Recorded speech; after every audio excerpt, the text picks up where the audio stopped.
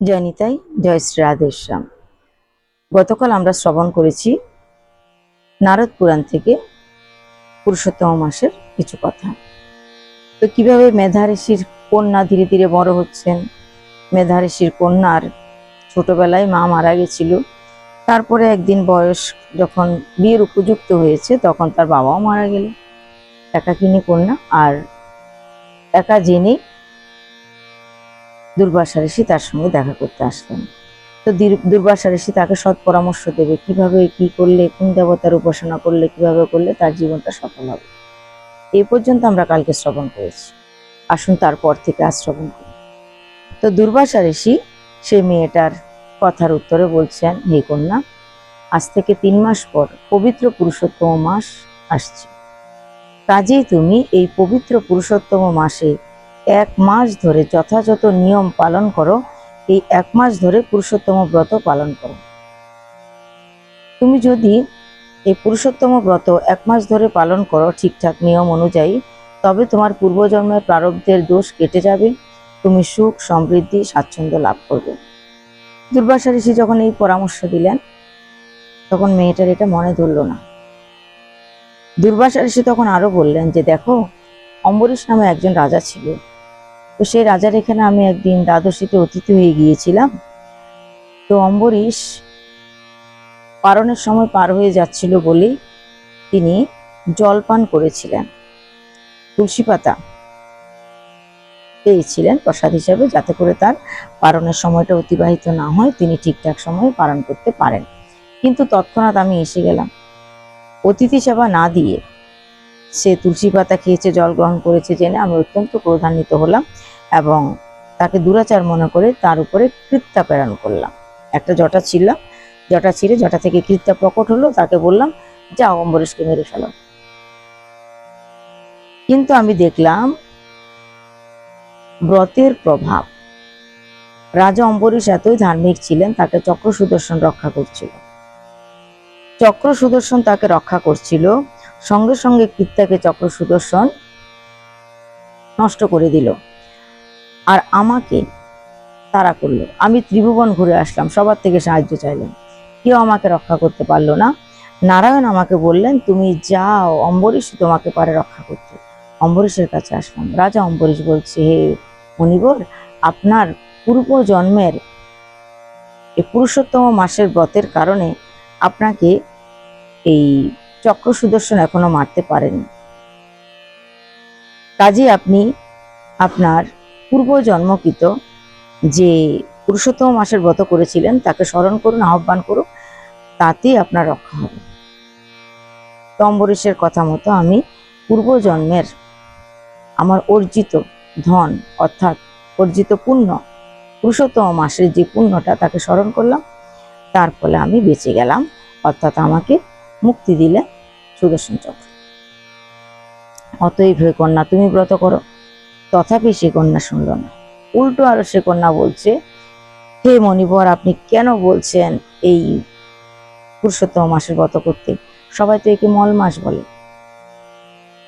অনেক রকম সুন্দর সুন্দর খাবারের ভিতরে যদি 1 বাটি মল রেখে দেওয়া হয়, তাহলে সেই সব সুস্বাদু খাদ্যদ্রব্য কেউ গ্রহণ করবে না, কেননা এখানে মলের ছোঁয়া লেগেছে, মল এসে পড়েছে।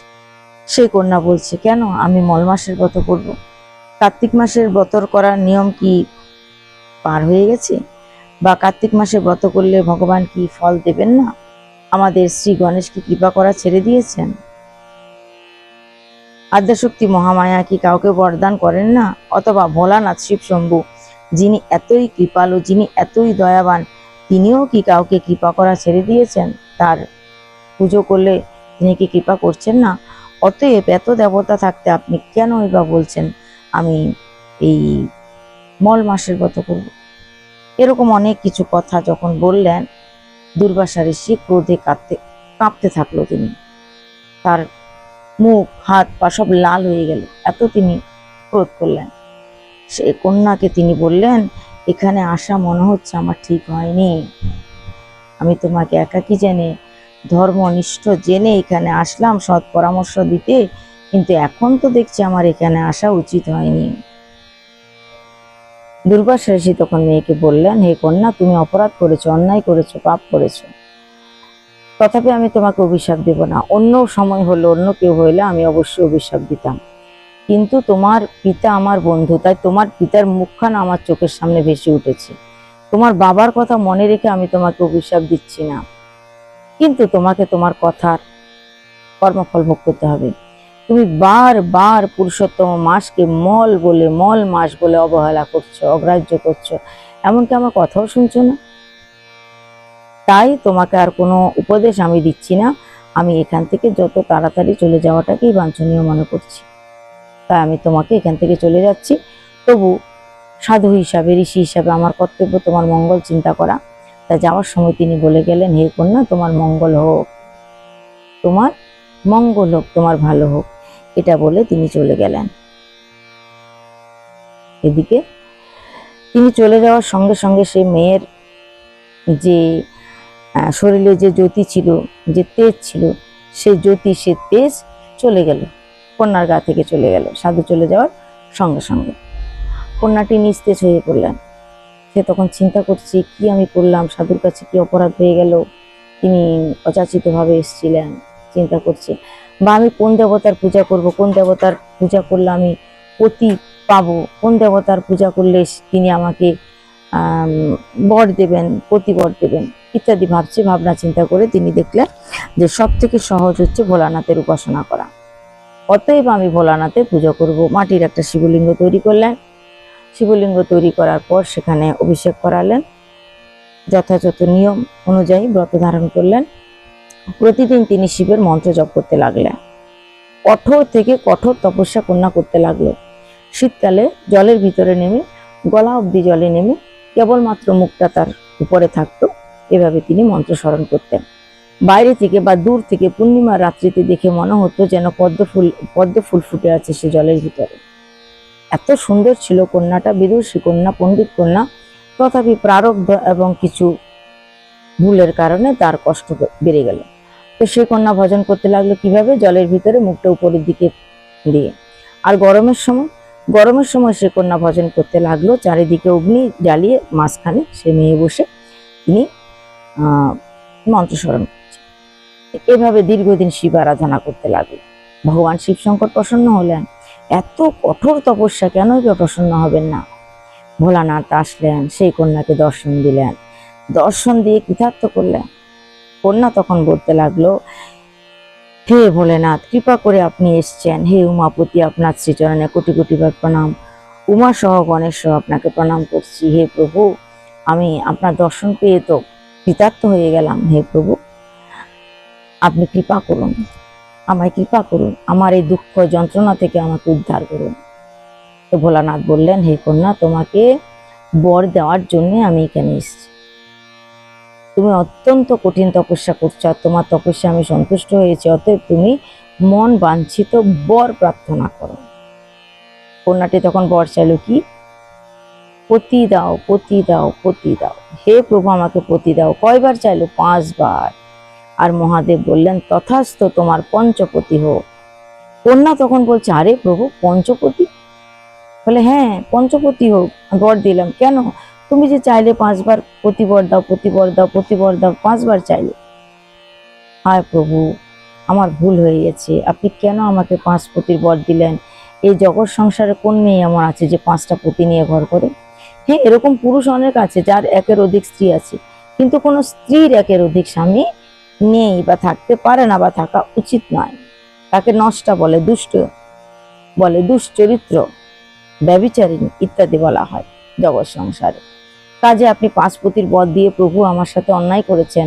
আমার এত ভজন সাধন সব নষ্ট হয়ে গেল। আমার যে ব্রত তপস্যা, এর ফল মনে হয় নষ্ট হয়ে গেল। কেন পঞ্চপতি বর দিলেন? হে পতি বর দিয়ে যান। তো মহাদেব বললেন, এতে আমার কোনো দোষ নাই, তুমি ভুলই এমন করেছো। তোমার কাছে স্বয়ং ঋষি দুর্বাসা এসছে, যিনি আমারই প্রতিরূপ। তিনি তোমার কাছে এসেছেন এবং তিনি তোমাকে উপদেশও দিয়েছেন কি করা তোমার উচিত, তথাপি তুমি শুনলে না। কি করা উচিত তুমি সেটা বুঝতেও চাইলেন, শুনলে না। দুর্বাসা ঋষির কথা না মান্য করে তুমি অপরাধ করেছো। তাই একজন ঋষিকে অপমান করার জন্য তোমাকে পাপের ফল ভোগ করতে হবে। এবং পুরুষোত্তম মাস ভগবানের অত্যন্ত প্রিয় মাস। ভগবান এই মাসকে তার নাম দিয়েছেন, কৃপা করেছেন।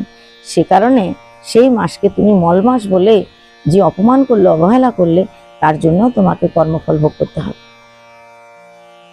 তোমাকে পাপের প্রায়শ্চিত্ত করতেই হবে, অর্থাৎ অপমান সহ্য করতে হবে। তুমি কি জানো না কন্যা, দুর্বাসা ঋষির মতো ঋষিরা মুখ দিয়ে যা বলবে তাই সত্যি হবে। শাস্ত্র বলুক চাই না বলুক, দুর্বাসার মতো ঋষি যখন মুখ দিয়ে কিছু বলবে তখন ভগবান সেই কথাটাকেই সত্য করে দেয়। তাই দুর্বাসা ঋষি তোমাকে যে ব্রতটা করতে বলেছে সেটাই তোমার করা উচিত ছিল। সেটা তো তুমি করলে না, তথাপি তুমি আমার পূজা করতে গিয়ে অন্য দুই দেবতাকে অবহেলা করলে। বিষ্ণু এবং চতুর্মুখ ব্রহ্মাকে অপমান করেছ, তাদেরকে সেইভাবে সম্মান দাওনি, কাজে তোমার অপরাধ হয়েছে। তোমাকে কর্মফল ভোগ করতেই হবে। তো তোমাকে কর্মফল ভোগ করতে হবে। অতএব তোমাকে পাঁচপতি আমি বর দিয়েছি। এই পাঁচপতির জন্য জগৎ সংসারে তোমার অনেক নাম হবে, কিন্তু তোমাকে কেউ অপমান করবে না, অবহেলা করবে না, এবং পাঁচপতি বলে তোমাকে কেউ অসতীও বলবে না। কাজেই তুমি অপেক্ষা করো, কাজেই তুমি সুন্দর সময়টার জন্য অপেক্ষা করো, আর তোমার কর্মফল ভোগ করার জন্য তৈরি থাকো। ভোলানাথ এই সমস্ত কিছু বলে অন্তর্ধান হয়ে গেলেন। চলে গেল ভোলানাথ। মেয়েটা একাই থাকতে লাগলো। আজকে এই পর্যন্ত। আগামীকাল আবার শ্রবণ করাবো এর পরের অংশটা। ততদিন ভালো থাকুন এবং পুরুষোত্তম মাসের ভজন করুন। জয় নিতাই, জয় শ্রী রাধেশ্যাম।